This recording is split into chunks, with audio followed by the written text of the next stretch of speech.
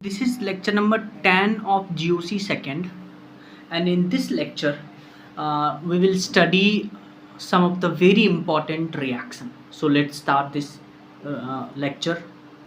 So पहले हम थोड़ा सा आइसोमेरिज्म का रिवीजन करेंगे। जैसे आइसोमेरिज्म में हम लोगों ने पढ़ा था कि अगर आपके पास ये एक मॉलिक्यूल है, ठीक है, CH3CH CH3CH3, तो यहाँ से आपसे पूछता था कि स्ट्रक्चरल मोनोक्लोरो डेरिवेटिव बताइए, स्ट्रक्चरल मोनोक्लोरो डेरिवेटिव बताइए। तो आप क्या करते थे, आप देखते थे कि कहाँ से हाइड्रोजन हटा करके हम क्लोरीन लगा सकते हैं। तो एक तो हम यहाँ से हाइड्रोजन हटा करके क्लोरीन लगा सकते हैं, एक यहाँ से लगा सकते हैं। क्योंकि ये तीनों ग्रुप सेम है इसीलिए एक को हम चूज करेंगे, और फिर एक यहाँ। तो यहाँ पे दो स्ट्रक्चरल मोनोक्लोरो डेरिवेटिव पॉसिबल है, ठीक है। जैसे एक और क्वेश्चन अगर आपसे पूछे तो ये आपके पास है CH3, यहाँ आपसे पूछ रहा है कि टोटल स्ट्रक्चरल मोनोक्लोरो डेरिवेटिव बताइए। तो फिर आप यहाँ पे देखिए, यहाँ पे एक तो यहाँ से हम हाइड्रोजन रिप्लेस करके क्लोरीन लगा सकते हैं, एक हम यहाँ से रिप्लेस कर सकते हैं, एक यहाँ से रिप्लेस कर सकते हैं, और एक यहाँ से रिप्लेस कर सकते हैं। तो टोटल 4 स्ट्रक्चरल मोनोक्लोरो डेरिवेटिव यहाँ से बनेगा। अब हम क्वेश्चन पे आते हैं। मान लेते हैं आपके पास ये क्वेश्चन है, और ये एल्केन का रिएक्शन आपको बोला गया है Cl2H के साथ करवाइए, और बोला है पहला क्वेश्चन कि कितने स्ट्रक्चरल मोनोक्लोरो डेरिवेटिव बनेंगे, और दूसरा क्वेश्चन है कि टोटल पॉसिबल मोनोक्लोरो डेरिवेटिव कितने होंगे वो बताना है। तब आप देखिए इस कार्बन से हाइड्रोजन रिप्लेस करके क्लोरीन लगा सकते हैं, इससे लगा सकते हैं, इससे और इससे। यानी कि यहाँ 4 ऐसा कार्बन है जिसमें से आप हाइड्रोजन हटा के क्लोरीन लगा सकते हैं।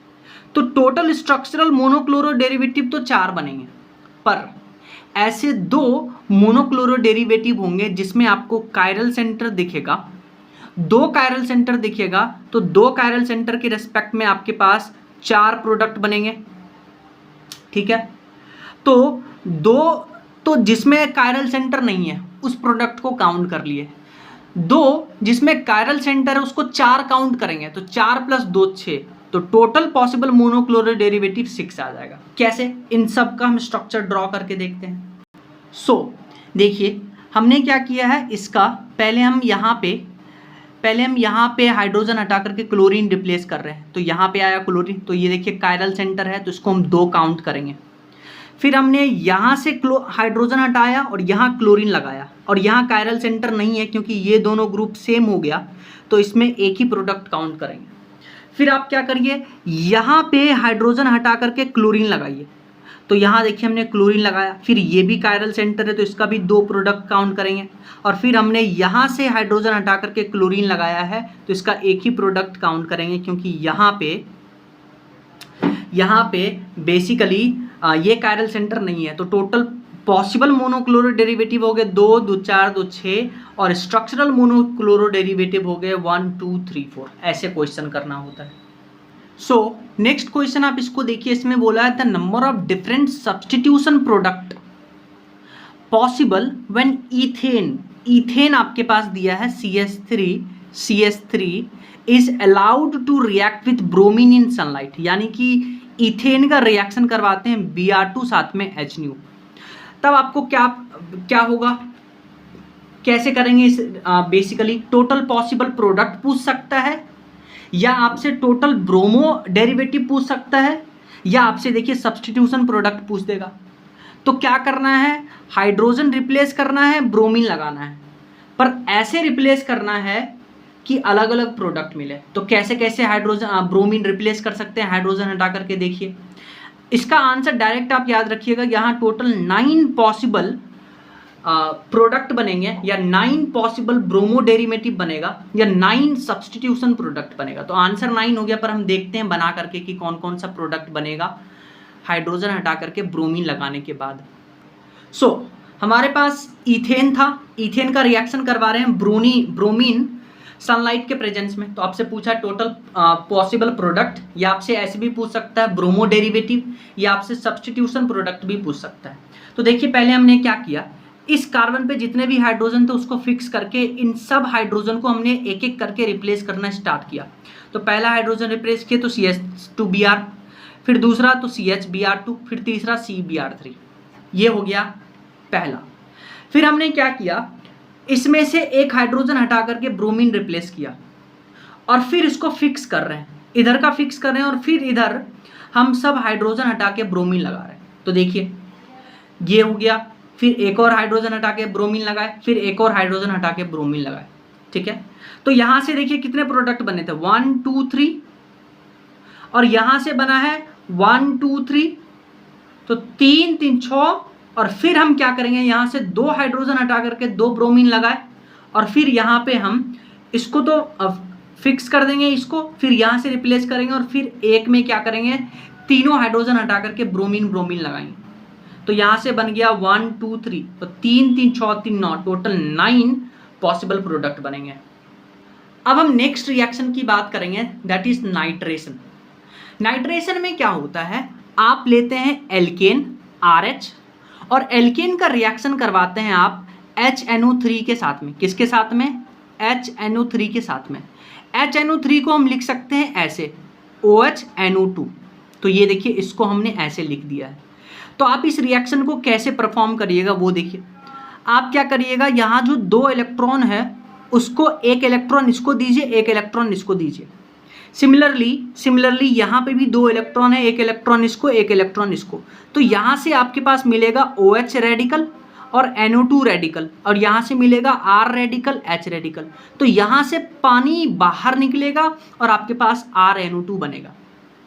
ध्यान से सुनिए, जो नाइट्रेशन रिएक्शन है उसमें हम एल्केन का रिएक्शन करवा रहे हैं HNO3 के साथ में, और साथ ही साथ यहाँ हाई टेम्परेचर लेते हैं अराउंड 450 डिग्री सेल्सियस एवरेज।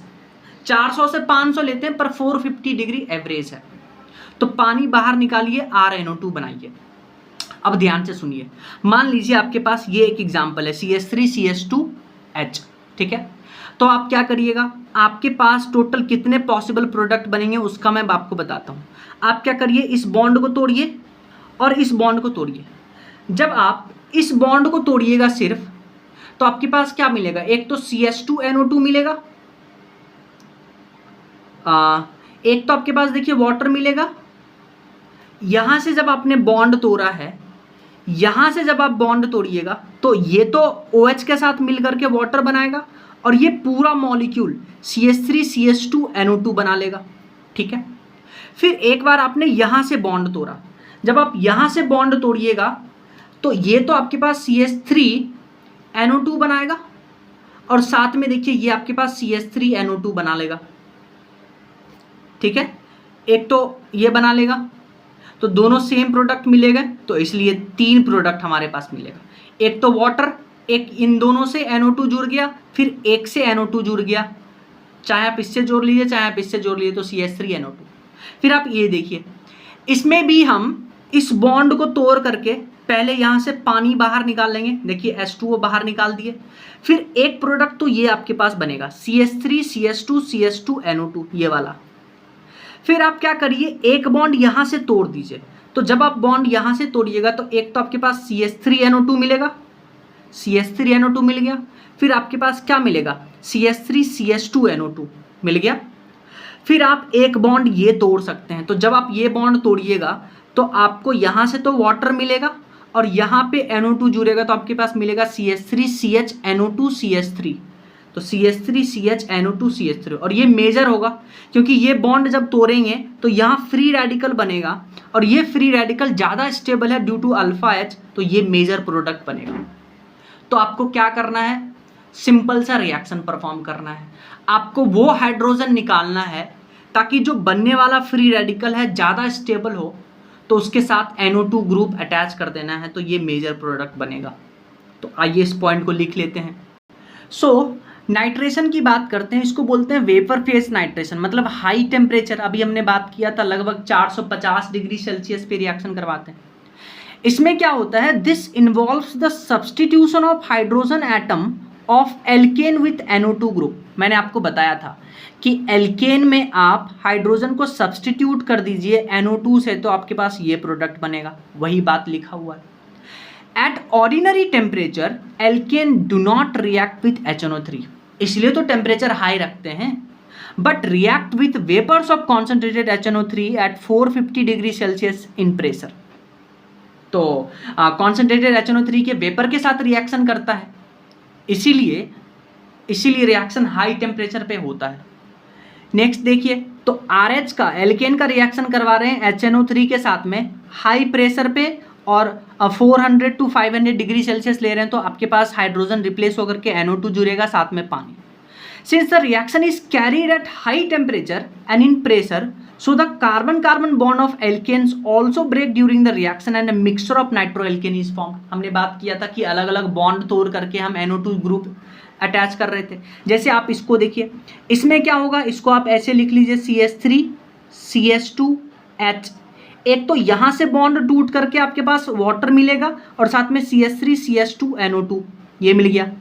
फिर आप यहाँ से ये बॉन्ड तोड़ सकते हैं, क्योंकि हाई टेम्परेचर है, कार्बन कार्बन का भी बॉन्ड टूटेगा, तो यहाँ से बॉन्ड तोड़िएगा तो CH3 NO2 और ये भी यहाँ से CH3 NO2। समझ में आया? जैसे ये देखिए CH3 CH2 CH3, यहाँ से भी अलग अलग बॉन्ड टूट करके अलग अलग आपके पास प्रोडक्ट बनेगा। ये तो हम करके आए हैं, ये तो आपको लिख के दे दिया नाम, हमने स्ट्रक्चर बना के देखा था। नेक्स्ट हमारे पास रिएक्शन है सल्फोनेशन रिएक्शन। अभी अभी हमने पढ़ा नाइट्रेशन रिएक्शन, जिसमें हम हाइड्रोजन को हटा करके NO2 अटैच कर रहे थे।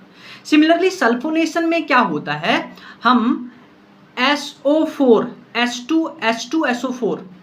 H2SO4 लेते हैं और यहाँ पे जो H2SO4 है, यहाँ पे फ्यूमिंग H2SO4 है। ठीक है, तो ध्यान से सुनिए, H2SO4 को हम कैसे लिख सकते हैं, OH सेपरेट करके और SO3H लिख दीजिए। तो यहाँ से क्या होगा, अगेन ये जो एल्केन में हाइड्रोजन है, ये हाइड्रोजन जो है रिप्लेस हो जाएगा SO3H से। तो ये देखिए हाइड्रोजन और वाटर, हमने यहाँ से हाइड्रोजन और OH मिल करके वाटर बाहर निकाल दिया हमने, और SO3 जा करके जुड़ गया एल्केन पे। तो इस रिएक्शन को बुलाते हैं सल्फोनेशन।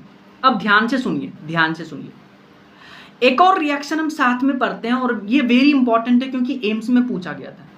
मान लेते हैं आपके पास एल्केन है C3H8, इसका रिएक्शन करवाते हैं SO2 और साथ में Cl2 और साथ में सनलाइट लेते हैं।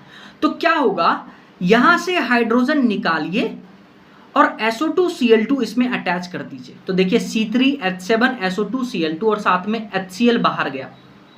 ठीक है, अब ध्यान से सुनिए, इस रिएक्शन को बुलाते हैं रीड रिएक्शन। क्या बुलाते हैं? Reads reaction. सिमिलरली एक बार एम्स में क्वेश्चन पूछा था, बोला था कि C3H8 का रिएक्शन करवा रहे हैं SO2 Cl2 के साथ में HNu लिए। तो यहाँ पे देखिए प्रोडक्ट चेंज हो गया, यहाँ पे रिएजेंट लिए हैं SO2 Cl2, रीड्स रिएक्शन में रिएजेंट है SO2 प्लस Cl2, ये दोनों अलग अलग हैं। तो यहाँ से क्या प्रोडक्ट बनेगा, यहाँ से देखिए एक हाइड्रोजन यहाँ से निकलेगा और क्या होगा, एक क्लोरीन यहाँ से निकल करके हाइड्रोजन और क्लोरीन मिला करके HCl बना लेंगे और साथ में ये क्लोरीन यहाँ जुड़ेगा तो C3H7Cl बनेगा और साथ में SO2 बाहर चला जाएगा। तो ये एम्स में पूछा गया था। तो अगर हम एल्केन का रिएक्शन करवाते हैं SO2 Cl2 के साथ में, SO2 Cl2 को हम सल्फ्यूराइल क्लोराइड बुलाते हैं।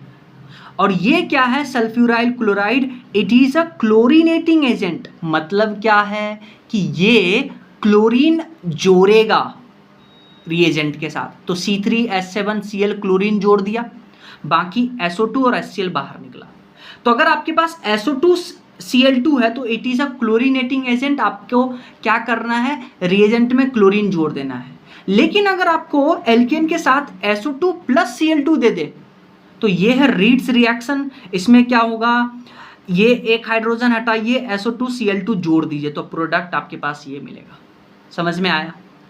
अच्छा, ये जो रीड रिएक्शन है, इस रीड रिएक्शन को हम यूज करते हैं डिटर्जेंट बनाने में। कैसे? ध्यान से सुन लीजिए। ये जो आपके पास प्रोडक्ट बना है C3H7SO2 Cl2, क्या इसको एल्केन वाले ग्रुप को R लिख देते हैं, तो RSO2Cl2 आपके पास है। हम क्या करवाते हैं इसका बेसिकली एल्कलाइन हाइड्रोलिसिस करवाते हैं। तो एल्कलाइन हाइड्रोलिसिस करवाएंगे तो पहले क्या होगा, वाटर से OH आयन जो है वो क्लोरीन को रिप्लेस करके RSO2OH बना लेगा। फिर सिंस हमने बेस लिया है तो बेस क्या करेगा, इस एसिडिक हाइड्रोजन को लेकर के RSO2O नेगेटिव Na+ बना लेगा। तो यही है एनाइनिक डिटर्जेंट। तो देखा आपने कि रीड्स रिएक्शन में जो प्रोडक्ट बना था उससे हमने डिटर्जेंट बनाया। एनाइनिक डिटर्जेंट जिसको बुलाते हैं, पढ़ेंगे डिटर्जेंट भी कई तरह के होते हैं, कैटाइनिक, एनाइनिक और नॉन आयोनिक, तो वो हम बाद में पढ़ेंगे। तो पहले आपको क्लोरोसल्फोनेशन रीड रिएक्शन और इस रिएक्शन में डिफरेंस पता होना चाहिए, क्योंकि एम्स में पूछा गया था। और ये याद रखिएगा कि रीड रिएक्शन जो है उसको हम यूज करते हैं डिटर्जेंट बनाने में। देखिए सल्फोनेशन में भी क्या हो रहा है कि एल्केन में हाइड्रोजन को रिप्लेस कर रहे हैं SO3H से, इसको सल्फोनेशन बुलाते हैं। अच्छा, एल्केन रिएक्शन कर रहा है, ये जो H2SO4 है ये फ्यूमिंग H2SO4 है, या H2SO4 की जगह पे वो ओलियम भी ले सकता है। ओलियम क्या होता है, ओलियम होता है H2S2O7, तब भी आप हाइड्रोजन हटा करके SO3 अटैच करवाएंगे, ठीक है। अच्छा ध्यान से सुनिए, करना क्या है, आपको हाइड्रोजन उस कार्बन से हटाना है ताकि बनने वाला फ्री रेडिकल ज़्यादा स्टेबल हो। तो कहाँ फ्री रेडिकल ज़्यादा स्टेबल होता है, बिल्कुल सही बात है 3 डिग्री कार्बन में। तो इसलिए रिएक्शन का रेट किस में ज़्यादा होगा, 3 डिग्री में, फिर 2 डिग्री में, फिर 1 डिग्री हाइड्रोजन में। सो सिंपल, क्योंकि हमें कार्बोकैटायन हाइड्रोजन हटा करके कार्बन फ्री रेडिकल ऐसे बनाना है ताकि कार्बन फ्री रेडिकल ज़्यादा स्टेबल हो। तो हाइड्रोजन कहाँ से हटाएंगे कि कार्बन फ्री रेडिकल ज़्यादा स्टेबल हो, 3 डिग्री हाइड्रोजन। तो रिएक्शन का रेट ऐसे हो जाएगा। अच्छा, अब जो आप सल्फोनेशन करवा रहे हैं, ये सल्फोनेशन हायर एल्कीन्स में देखने को मिलता है। मतलब हायर एल्कीन कहने का मतलब कि उसमें कार्बन नंबर ज़्यादा होना चाहिए, कार्बन नंबर ज़्यादा होना चाहिए और 3 डिग्री कार्बन होना चाहिए, तभी तो हाइड्रोजन हटाइएगा, कार्बन फ्री रेडिकल ज़्यादा स्टेबल होगा, तब आप SO3 अटैच कर दीजिएगा। तो इन सब पॉइंट को हम लिख लेते हैं। सल्फोनेशन में क्या है, replacement of hydrogen atom of alkane by SO3 is known as sulphonation. Alkane react with fuming H2SO4 और ओलियम H2S2O7। तो क्या होगा, हाइड्रोजन रिप्लेस करिए SO3H के साथ, तो आपके पास देखिए ये प्रोडक्ट मिल गया और साथ में वाटर बाहर गया। Reactivity order for sulphonation is tertiary hydrogen, क्योंकि कार्बन फ्री रेडिकल इस पे ज़्यादा स्टेबल होगा, फिर सेकेंडरी, फिर primary. The reaction is observed in higher alkanes and alkanes having 3 degree hydrogen, ये भी हमने बात किया। अच्छा, रीड रिएक्शन भी हमने बात किया था, क्लोरोसल्फोनेशन। इसमें क्या होता है, reaction with a mixture of SO2Cl2 at ordinary temperature in presence of UV light is called chlorosulphonation. Alkane का रिएक्शन करवाते हैं SO2Cl2, UV लाइट में ऑर्डिनरी टेम्परेचर पे आपके पास मिलता है RSO2Cl, और ये इसको यूज करते हैं डिटर्जेंट बनाने में। कैसे, हमने बात किया था। नेक्स्ट हम एक बहुत इंपॉर्टेंट केमिकल रिएक्शन के बारे में पढ़ने जा रहे हैं, वो क्या है, allylic and benzylic substitution by halogenation, यानी ये भी फ्री रेडिकल सब्सटीट्यूशन रिएक्शन है। एक्चुअली क्या है कि एलाइलिक और बेंजाइलिक में हम कैसे हेलोजन ऐड करते हैं वो सुनिए। देखिए, अगर आपको क्या मिले, ध्यान से सुनिएगा, अगर आपको कहीं ये रिएजेंट देखने को मिले NBS या NBSHNu या Br2HNu या Br2 के साथ हाई टेम्परेचर, देखिए ऐसे ब्रोमीन लिक्विड होता है रूम टेम्परेचर पे, लेकिन हाई टेम्परेचर कह देगा तो ब्रोमीन वेपर ब्रोमीन भी लिख के दे देगा, वेपर ब्रोमीन, है ना। जैसे ये क्वेश्चन नीट में आया था, वेपर ब्रोमीन लिख के दिया था, तो ब्रोमीन के साथ हाई टेम्परेचर। तो जब भी आपको ऐसा रिएजेंट कहीं देखने को मिले तो इस रिएजेंट से आप क्या करिएगा, ये Br फ्री रेडिकल बना लीजिएगा, ठीक है। अब अच्छा ध्यान से सुनिए, या फिर आपको NCS देखने को मिले या NCSHNu देखने को मिले या Cl2HNu देखने को मिले या Cl2 हाई टेम्परेचर देखने को मिले, तो आपको जब भी ऐसा रिएजेंट देखने को मिले आप Cl फ्री रेडिकल बना लीजिएगा। अच्छा, जब आपने इन दोनों रिएजेंट से Br free radical, Cl free radical बना लिया, तब आप क्या करिएगा, जो आपके पास रिएजेंट गिवन है जिसके साथ ये दिया था, तो उस रिएजेंट में आप बॉन्ड तोड़ करके कार्बन फ्री रेडिकल ऐसा बनाइए कि जो सबसे ज़्यादा स्टेबल हो। एक बार आपने कार्बन फ्री रेडिकल स्टेबल बना लिया तो आप Br जा करके उससे जोड़ दीजिए, Cl जा करके जोड़ दीजिए। ठीक है, अच्छा ये तो हो गया। अच्छा, हम ये रिएक्शन कैसे बोलते हैं, ध्यान से सुनिए। NBS को बोलते हैं NM ब्रोमोसक्सिनिमाइड और इसको बुलाते हैं N क्लोरोसक्सिनिमाइड। एक्चुअली में क्या होता है, ध्यान से देखिए। आपके पास ये है CH2 double bond O N और H, यहाँ पे H था, तो हम इसका रिएक्शन करवा दिए किसके साथ में, HBr के साथ में। तो यहाँ से क्या होगा, ये हाइड्रोजन रिप्लेस होकर के Br जुड़ गया। और अगर आप HNu लेते हैं तो यहाँ से ये बॉन्ड टूटेगा और Br फ्री रेडिकल बनेगा। तो एक्चुअली यही NBS या तो आपको ये लिख के दे दे या आपको ये बना के दे दे, इसको बुलाते हैं N ब्रोमोसक्सिनिमाइड। तो यही आपके पास है NBS इसी को बुलाते हैं। ध्यान से देखिए स्ट्रक्चर मॉलिक्यूल का। या आपको ब्रोमीन की जगह क्लोरीन लिख के दे दे तो आप इसको NCS बुलाइएगा, यानी N क्लोरोसक्सिनिमाइड। तो स्ट्रक्चर कैसे बनाएंगे, ऐसे, यहाँ पे N डबल बॉन्ड, यहाँ पे N और इसके साथ या तो क्लोरीन या ब्रोमीन जुड़ा होगा तो इसको बुलाएंगे N ब्रोमोसक्सिनिमाइड या N क्लोरोसक्सिनिमाइड। इससे क्या होगा, HNu जब आप दीजिएगा तो यहाँ से ये बॉन्ड टूटेगा, कार्बन क्लोरीन फ्री रेडिकल या ब्रोमीन फ्री रेडिकल बनेगा। फिर आपके पास रिएजेंट गिवन होगा उसमें आप बॉन्ड को तोड़ करके ऐसा कार्बन फ्री रेडिकल बनाइएगा जो ज़्यादा स्टेबल होगा, क्लोरीन या ब्रोमीन उससे जोड़ दीजिएगा। कैसे, ध्यान से देखिए। एक रिएक्शन देखिए, जैसे आपके पास CH3CH डबल बॉन्ड CH2 है, ठीक है। डबल बॉन्ड के बगल वाले कार्बन को हम बोलते हैं एलाइलिक कार्बन, एलाइलिक पोजीशन है। तो अब आप क्या करिए, यहाँ से हाइड्रोजन हटाइए और कार्बन फ्री रेडिकल बनाइए। देखिए एल्कीन के ऊपर आपको ये रिएजेंट लिख के दे दिया, NBS HNu और Br2 HNu या Br2 500 डिग्री सेल्सियस। तो जब भी ऐसा रिएजेंट देखने को मिले आपको तो आप इसको तो भूल जाइए, इससे सिंपल सा एक काम कर लीजिए कि आप Br फ्री रेडिकल बना लीजिए और जो आपके पास रिएजेंट है उसमें हाइड्रोजन हटा करके कार्बन फ्री रेडिकल ऐसा बनाइए कि जो सबसे ज़्यादा स्टेबल हो। तो यहाँ से हमने हाइड्रोजन हटाया, ये कार्बन फ्री रेडिकल इसके साथ में रेजोनेंस में है तो ये ज़्यादा स्टेबल है, ब्रोमीन इसके साथ अटैच कर दिए, प्रोडक्ट हमारे पास मिल गया। तो करना क्या है, first make free radical which is most stable, then attach Br free radical from reagent, done. Next question देखिए, आपके पास बेंजीन पे CH2CH3 लगा हुआ है। देखिए बेंजीन के बगल वाले कार्बन को हम बेंजाइलिक पोजीशन बुलाते हैं। अब आप देखिए आपके पास रिएजेंट क्या है, NCS HNu, Cl2 500 degree Celsius पे Cl2 HNu। तो यहाँ से सिंपल सा आप एक क्या काम करिएगा, क्लोरीन फ्री रेडिकल बना लीजिए। कि आपको NBS लिख के देगा तो आप यहाँ से Br फ्री रेडिकल बना लीजिए। अब आपको क्या करना है, कार्बन फ्री रेडिकल ऐसा बनाना है कि जो सबसे ज़्यादा स्टेबल हो। तो यहाँ से हाइड्रोजन हटाएंगे, कार्बन पे फ्री रेडिकल, ये फ्री रेडिकल बेंजीन के साथ में रेजोनेंस में है तो ये Br फ्री रेडिकल NBS से, या ये दिया है तो क्लोरीन फ्री रेडिकल इससे अटैच कर दिए तो आपके पास ये प्रोडक्ट बन जाएगा। अगर आप NBS लेते हैं तो यहाँ ब्रोमीन जुड़ जाएगा। So simple. जैसे ये आपके पास है क्वेश्चन, इसमें देखिए आपके पास पाई बॉन्ड है, NBS है तो आपको बनाना है Br फ्री रेडिकल यहाँ से। फिर आपके पास डबल बॉन्ड के बगल में इस कार्बन पे और इस कार्बन पे दोनों पे फ्री रेडिकल बना लीजिए, बात बराबर है।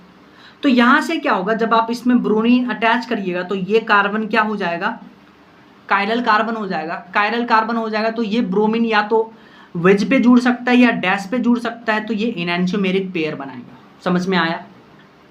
नेक्स्ट क्वेश्चन देखिए, वेरी इंपॉर्टेंट क्वेश्चन। आपके पास ये रिएजेंट गिवन है, एक्चुअली ध्यान से देखिए, ये कार्बन, ये है कार्बन और ये है कार्बन। तो कार्बन कार्बन के बीच में डबल बॉन्ड, ये कार्बन जो है जिसका एटॉमिक मास 12 है, और ये कार्बन आपको क्वेश्चन में गिवन है जिसका एटॉमिक मास 14 है, यानी कि हमने आइसोटोपिक इफेक्ट लगाने की कोशिश किया है। ठीक है, अब आप ध्यान से देखिए, ये कार्बन 12 है और ये कार्बन 14 वाला है, तो NBS ले रहे हैं तो यहाँ से Br फ्री रेडिकल बनेगा। अच्छा, अब रिएजेंट में हमें कार्बन फ्री रेडिकल बनाना है ऐसा कि वो स्टेबल हो, तो यहाँ से देखिए अगर हम हाइड्रोजन हटा करके कार्बन फ्री रेडिकल बनाते हैं तो ये कार्बन फ्री रेडिकल कार्बन 14 पे है। ठीक है, और ये कार्बन फ्री रेडिकल रेजोनेंस में, तो आप रेजोनेंस करवाइए, तो ये पाई बॉन्ड इधर और कार्बन फ्री रेडिकल इधर, तो अब जो पाई बॉन्ड आया है वो कार्बन 14 वाले पे आया है और रेडिकल आ गया कार्बन 12 वाले पे। तो अब आप देखिए यहाँ पे इस रेडिकल से Br रेडिकल जुड़ेगा, तो यहाँ पे जो ब्रोमीन जुड़ेगा वो कार्बन 14 वाले रेडिकल से जुड़ रहा है, तो यहाँ पे एक प्रोडक्ट बनेगा, और यहाँ पे जो रेडिकल है वो कार्बन 12 वाले पे है, तो ब्रोमीन फ्री रेडिकल कार्बन 12 वाले से जुड़ेगा तो एक दूसरा प्रोडक्ट बनेगा, तो टोटल प्रोडक्ट यहाँ पे 2 बन जाएंगे। ऐसे भी क्वेश्चन पूछा जा सकता है। नेक्स्ट क्वेश्चन देखिए जो नीट 2018 में आया था, आपके पास है बेंजीन पे CH3 जिसको टॉलिन बुलाते हैं, इसमें आपको दिया है Cl2H या Cl2 हीट, तो आपको समझ में आ गया हाँ कि यहाँ से क्या करना है, क्लोरीन फ्री रेडिकल बनाना है, और 3 मोल हैं तो 3 क्लोरीन फ्री रेडिकल बना लीजिए। सो सिंपल, तीनों हाइड्रोजन को रिप्लेस करके प्रोडक्ट बना लीजिए। अब हम बात करते हैं समरी कि क्या क्या हमने पढ़ा। देखिए आपके पास है एल्कीन, पहला रिएजेंट आपके पास गिवन है NBS, या आपको NBSH लिख के देगा, या Br2 500 डिग्री सेल्सियस Br2H, या तो आपको गैसियस Br2, हमने बोला था कि Br2 क्या होता है, रूम टेम्परेचर पे लिक्विड होता है, 500 डिग्री सेल्सियस ले लीजिए तो ब्रोमीन गैस में कन्वर्ट हो जाएगा, तो गैसियस Br2। इन चारों रिएक्शन में 1 2 3 4 चारों रिएक्शन में अभी अभी हम पढ़ के आए हैं कि Br फ्री रेडिकल बनेगा, यहाँ से आप कार्बन फ्री रेडिकल बनाइएगा, Br इससे जोड़िएगा, आपके पास देखिए फ्री रेडिकल सब्स्टिट्यूशन रिएक्शन होगा। ये जो एल्कीन पे गैसियस Br2 का अटैक है वो नीट 2016 में पूछा गया था। तो गैसियस Br2 एक्चुअली है क्या, Br2 के साथ आप हीट ले रहे हैं, तो Br फ्री रेडिकल बनाना है, कार्बन फ्री रेडिकल बनाना है, जो सबसे ज़्यादा स्टेबल होगा दोनों को अटैच करना है, प्रोडक्ट बनेगा। नीट 2016 का क्वेश्चन है। नेक्स्ट देखिए आपके पास है Br2CCl4 HBrCCl4। अच्छा, इसमें क्या करवाइएगा आप, EAR करवाइएगा। Br2 में क्या करवाइएगा, पाई बॉन्ड तोड़िएगा, ब्रोमीन ब्रोमीन अटैच कर दीजिए। HBr में क्या करवाइएगा, पाई बॉन्ड तोड़िए और ब्रोमीन यहाँ अटैच कर दीजिए, तो आपके पास ये प्रोडक्ट मिलेगा। फिर नेक्स्ट देखिए HBr2O2 यानी HBr परऑक्साइड, इसमें क्या होगा, एंटी मार्कोनिकॉफ रूल लगेगा, Br यहाँ जा करके अटैच कर जाएगा, यानी फ्री रेडिकल एडिशन रिएक्शन। और HClCCl4 और HClR2O2 परऑक्साइड तो HCl के केस में अपना इफेक्ट नहीं दिखाता है, तो यहाँ नॉर्मल होगा, पाई बॉन्ड तोड़िए, यहाँ दोनों में क्लोरीन अटैच कर दीजिए, तो ये भी EAR का एग्जाम्पल है। अब हम पढ़ने जा रहे हैं कॉन्सेप्ट अबाउट फ्री रेडिकल। इसका क्या मतलब है, ध्यान से देखिए। जब भी आपके पास 2 फ्री रेडिकल बनता है तो सबसे ज़्यादा चांस होता है कि ये 2 फ्री रेडिकल आपस में डाइमराइज कर जाए, यानी कंबाइन कर जाए। फर्स्ट चॉइस क्या है कि फ्री रेडिकल आपस में कंबाइन कर जाएंगे, डाइमराइज कर जाएंगे। दूसरा जो कि सबसे कम चांस है कि फ्री रेडिकल का डिसप्रोपोनेशन हो जाए। तो आइए इस दोनों को डिटेल में डिस्कस करते हैं। पहले हम देखते हैं कि जब भी फ्री रेडिकल बनेगा तो डाइमराइज, जो कि फर्स्ट चॉइस है और मैक्सिमम केस में यही होता है। तो देखिए डाइमराइजेशन कैसे होगा, 2 कार्बन फ्री रेडिकल है, इन दोनों को डाइमराइज कर दीजिए, ज्वाइन कर दीजिए, तो आपके पास नॉर्मल ब्यूटेन बनेगा 1 2 3 4। तो ये मेजर और जो कि फर्स्ट चॉइस है कि कार्बन फ्री रेडिकल आपस में डाइमराइज होते हैं। अच्छा, कभी कभी कार्बन फ्री रेडिकल डिसप्रोपोनेट भी होते हैं। कैसे, ध्यान से सुनिए। डिसप्रोपोनेशन का एग्जाम्पल लेने के लिए CH3 CH2 CH3 CH2 वापस से ले रहे हैं। अब देखिए क्या हुआ, ध्यान से देखिए, यहाँ पे ये जो डबल बॉन्ड में 2 इलेक्ट्रॉन था, एक बॉन्ड में 2 इलेक्ट्रॉन था, एक इलेक्ट्रॉन तोड़ करके इस पे ले जाइए तो यहाँ पे H रेडिकल बनेगा। एक बॉन्ड में 2 इलेक्ट्रॉन, एक इलेक्ट्रॉन को तोड़ के यहाँ ले गए और ये कार्बन फ्री रेडिकल का इलेक्ट्रॉन यहाँ ले गए, तो यहाँ पे डबल बॉन्ड बन जाएगा, तो आपके पास देखिए इथीन बन गया, CH2 डबल बॉन्ड CH2। और ये जो H फ्री रेडिकल बना था ये इसके साथ जुड़ेगा तो CH3 इथेन बन गया। अब ध्यान से सुनिए, इस मॉलिक्यूल से हाइड्रोजन निकला है और एल्कीन बना है, यानी एल्कीन जब बना है तो हम बोलेंगे इसका ऑक्सीडेशन हुआ है इस मॉलिक्यूल का, और यहाँ से हाइड्रोजन फ्री रेडिकल निकल करके इससे जुड़ा है, हाइड्रोजन इससे जुड़ा है, तो इसका रिडक्शन हुआ है। यानी एक ही मॉलिक्यूल का रिडक्शन, एक ही मॉलिक्यूल का ऑक्सीडेशन, उसको बुलाते हैं डिस्प्रोपोनेशन रिएक्शन। तो आपने देखा कि एक बार कार्बन फ्री रेडिकल आपस में डाइमराइज करके प्रोडक्ट बना रहे हैं जो कि मेजर है, एक बार डिस्प्रोपोनेट किए, कैसे डिस्प्रोपोनेट किए वो हमने देखा, जो कि माइनर है। अच्छा, अब ध्यान से सुनिए कि कब हम डाइमराइजेशन करवाएंगे, कब हम डिस्प्रोपोनेशन करवाएंगे। डाइमराइजेशन तो हर हमेशा करवाएंगे, पर डिस्प्रोपोनेशन कम करवाएंगे वो सुनिए, उसका कंडीशन क्या है। उससे पहले आप ये एग्जाम्पल देखिए, इसमें कार्बन फ्री रेडिकल, इसमें कार्बन फ्री रेडिकल। अब देखिए, जब आप इसको डाइमराइज करने की कोशिश करिएगा तो CH3 CH3 CH3 बल्कि ग्रुप, तो ये दोनों आपस में डाइमराइज नहीं कर सकते। तो क्या हम बोल सकते हैं कि जैसे जैसे आप स्टेरिक क्राउडिंग बढ़ाइएगा, डाइमराइजेशन का रेट कम होगा और डिस्प्रोपोनेशन का चांस होगा। अच्छा, डिस्प्रोपोनेशन करवा लीजिए, यहाँ से CH3 था, एक हाइड्रोजन खोल के लिख लीजिए। इस हाइड्रोजन में एक बॉन्ड में 2 इलेक्ट्रॉन, एक इलेक्ट्रॉन को इसको दे दीजिए, एक इलेक्ट्रॉन इधर खिलाइए, ये फ्री रेडिकल का इलेक्ट्रॉन इधर खिलाइए, तो ये H फ्री रेडिकल जाकर के इससे जोड़ दीजिए और यहाँ पे पाई बॉन्ड बनेगा। तो ये देखिए पाई बॉन्ड बन गया, तो एल्कीन बन गया और यहाँ से हाइड्रोजन जुड़ गया, तो एल्कीन और एल्कीन, यानी कि डिस्प्रोपोनेशन यहाँ इस केस में मेजर होगा। तो क्या हम बोल सकते हैं कि स्टेरिक क्राउडिंग बढ़ेगा, रेट ऑफ डाइमराइजेशन घटेगा, रेट ऑफ डिस्प्रोपोनेशन बढ़ेगा। एक और इंपॉर्टेंट पॉइंट सुनिए, ऑर्गेनिक केमिस्ट्री में कहीं पर भी आपको R C double bond O radical मिल गया तो ऑक्सीजन क्या करना चाहता है, हमेशा कार्बन के साथ CO बॉन्ड बनाना चाहता है। तो आप क्या करिएगा, इस फ्री रेडिकल को यहाँ लेके आइएगा, इस एक बॉन्ड में 2 इलेक्ट्रॉन है, एक इलेक्ट्रॉन को यहाँ तोड़ के एक इलेक्ट्रॉन R पे, तो आपके पास R रेडिकल और साथ में CO2 उड़ जाएगा, क्योंकि CO एक स्ट्रांग बॉन्ड है। तो कहीं भी ऑर्गेनिक केमिस्ट्री में ऐसा मिले सिचुएशन तो आप R फ्री रेडिकल बना के आइएगा। डन। नेक्स्ट हम बात करते हैं वुड्स रिएक्शन के बारे में। वुड्स रिएक्शन में क्या करते हैं, एल्काइल हैलाइड का रिएक्शन करवाते हैं सोडियम ड्राई ईथर के साथ में, तो आपके पास एल्केन मिलता है, या आप बोल दीजिए हाइड्रोकार्बन, साथ में NaX बाहर जाता है। तो एक्चुअली देखिए 2 मोल एल्काइल हैलाइड का दिए और सोडियम को ऐसे लिखेंगे तो यहाँ से 2NaX बाहर जाएगा और साथ में RR जुड़ जाएगा। अब मैकेनिज्म सुनिए, वुड्स रिएक्शन का 2 मैकेनिज्म होता है, एक तो फ्री रेडिकल और एक आयोनिक मैकेनिज्म। फ्री रेडिकल हम सबसे ज़्यादा काम में लेंगे, आयोनिक हम सिर्फ पढ़ेंगे और भूल जाएंगे। फ्री रेडिकल मैकेनिज्म कैसे होता है, ध्यान से सुनिए। सोडियम आपके पास है, ये सोडियम क्या करेगा, एक इलेक्ट्रॉन रिलीज करेगा, ठीक है। अब ये इलेक्ट्रॉन RX को अप्रोच करेगा, यानी एल्काइल हैलाइड को अप्रोच करेगा।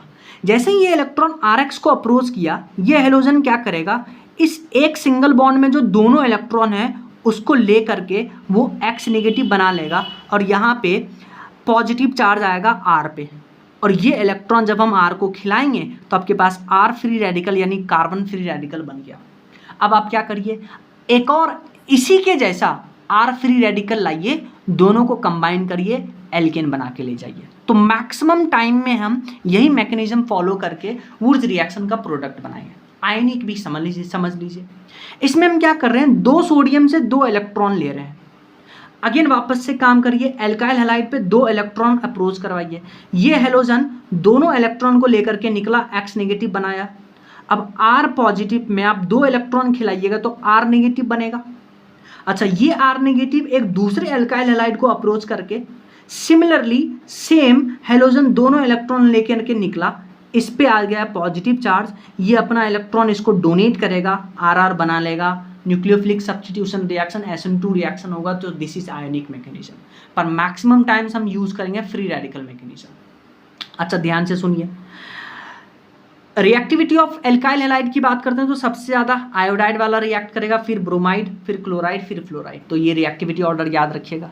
फिर आप सुनिए कि आप क्या कर रहे हैं, देखिए अगर आप CH3 ले रहे हैं, CH3X, तो आप क्या करिएगा, CH3 रेडिकल और साथ में एक और CH3 रेडिकल बना करके आपस में जोड़ दीजिएगा।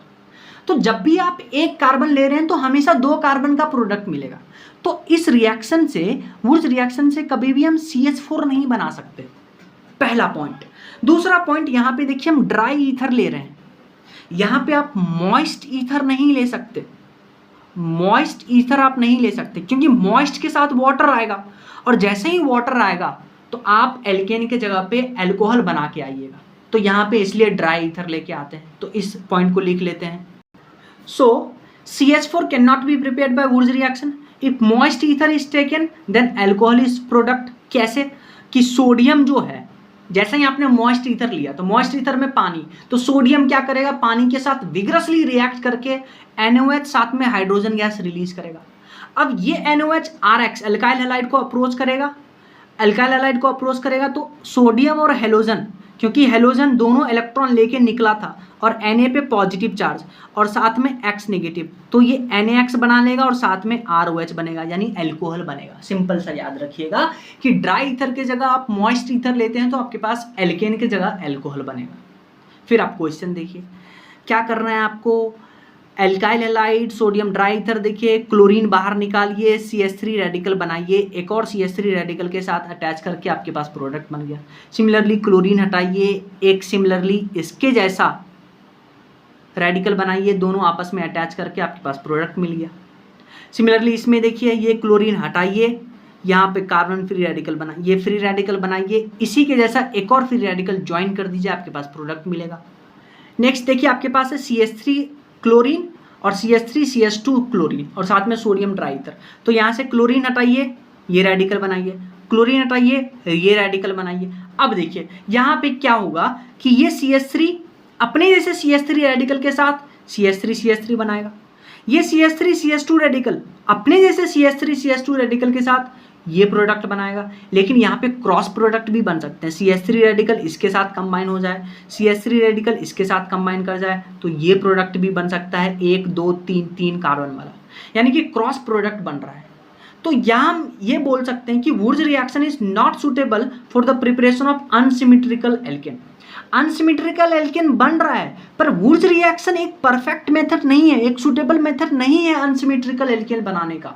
अनसिमेट्रिकल एल्केन बनाने का एक दूसरा मेथड है। यहाँ तो जो प्रोडक्ट बन रहा है ये हमारे कोई काम का ही नहीं है क्योंकि रिएक्शन मिक्सर में बन रहा है। तो इसीलिए Wurtz reaction is not suitable for the preparation of unsymmetrical alkane because mixture of product are form. तो आप उसमें से अनसिमेट्रिकल कैसे आइसोलेट करिएगा, इसीलिए Wurtz reaction is not a good method to prepare unsymmetrical alkene.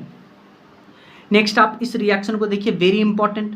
Chlorine देखिए उस carbon से अटैच है, यहाँ पे आप फ्री रेडिकल बनाइएगा, इसी के जैसा फ्री रेडिकल के साथ आप अटैच नहीं कर सकते क्योंकि बल्की ग्रुप, तो यहाँ कॉम्बिनेशन से ज़्यादा डिस्प्रोपोर्शनेशन होगा। तो एक एल्केन बना दीजिए, एक एल्कीन बना दीजिए, मेजर प्रोडक्ट ये बनेगा, ये नहीं बनेगा, ये माइनर प्रोडक्ट बनेगा। डन।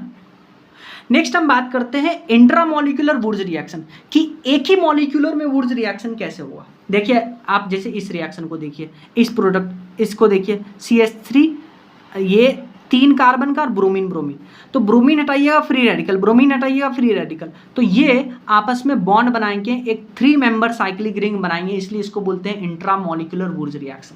सिमिलरली इस रिएक्शन में देखिए क्लोरीन हटा करके फ्री रेडिकल, क्लोरीन हटा के फ्री रेडिकल, एक 6 मेंबर का रिंग बन रहा है, तो ये भी इंट्रामोलिकुलर वुड्स रिएक्शन। सिमिलरली इस रिएक्शन में देखिए क्लोरीन हटाइए फ्री रेडिकल, क्लोरीन हटाइए फ्री रेडिकल, आपस में ज्वाइन करवा दीजिए, ये प्रोडक्ट बनेगा। अब ये 2 क्वेश्चन ज़्यादा इंपॉर्टेंट है, ये IIT में आया था क्या कि क्लोरीन हटाइए फ्री रेडिकल, क्लोरीन हटाइए फ्री रेडिकल, ऐसे बॉन्ड बना दीजिए, आपके पास ये प्रोडक्ट। अब देखिए ये क्वेश्चन वेरी इंपॉर्टेंट, जैसे ये क्लोरीन है, ये क्लोरीन है, जब आप यहाँ से क्लोरीन हटा करके फ्री रेडिकल, क्लोरीन हटा करके फ्री रेडिकल, और जब आप बॉन्ड बनाइएगा तो ये क्या हो जाएगा, 2 बॉन्ड, 2 पाई बॉन्ड यानी एंटी एरोमेटिक, तो प्रोडक्ट एंटी एरोमेटिक बन रहा है। तो हम क्या करवाएंगे, इस केस में इंट्रामोलिकुलर वुड्स रिएक्शन नहीं करवाएंगे, हम एक ऐसा और रिंग वाला लेके आएंगे और फिर उसको अटैच कर देंगे, तो आपके पास देखिए दोनों को अटैच करने के बाद नॉन एरोमेटिक बन रहा है, तो ये बनाना ज़्यादा प्रीफर होगा एंटी एरोमेटिक से, तो इसलिए प्रोडक्ट ऐसे बनेगा ना कि ऐसे। नेक्स्ट क्वेश्चन देखिए, ये भी बहुत अच्छा क्वेश्चन है।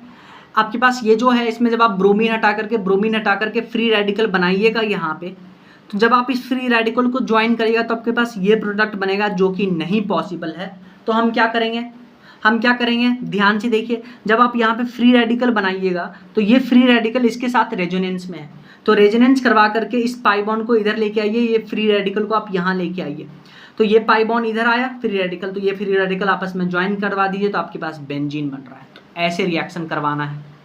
फिर दो और इंपॉर्टेंट रिएक्शन है, फिटिक रिएक्शन और Wurtz Fittig reaction. Fittig reaction में क्या करते हैं, हम एराइल हैलाइड लेते हैं या एरोमेटिक हैलाइड लेते हैं और सोडियम ड्राई ईथर के साथ में, तो आपको क्या करना है, क्लोरीन हटा करके free radical phenyl free radical बनाना है, दोनों आपस में ज्वाइन करवा दीजिए, बाईफिनाइल बनेगा। वुड्स फिटिक रिएक्शन में हम क्या करते हैं, एराइल हैलाइड और साथ में एल्काइल हैलाइड लेते हैं और सोडियम ड्राई ईथर, तो क्या करना है, यहाँ से क्लोरीन हटा करके CH3 रेडिकल, यहाँ से क्लोरीन हटा करके CH3 रेडिकल, ये दोनों को आपस में ज्वाइन करवा दीजिए, तो बेंजीन पे CH3, इसको टॉलिन बुलाते हैं। और भी प्रोडक्ट बन सकते हैं कि CH3 अपने CH3 के साथ कंबाइन कर जाए, ये फिनाइल अपने फिनाइल के साथ कंबाइन कर जाए, तो बाईफिनाइल और मेथ इथेन भी बन सकता है।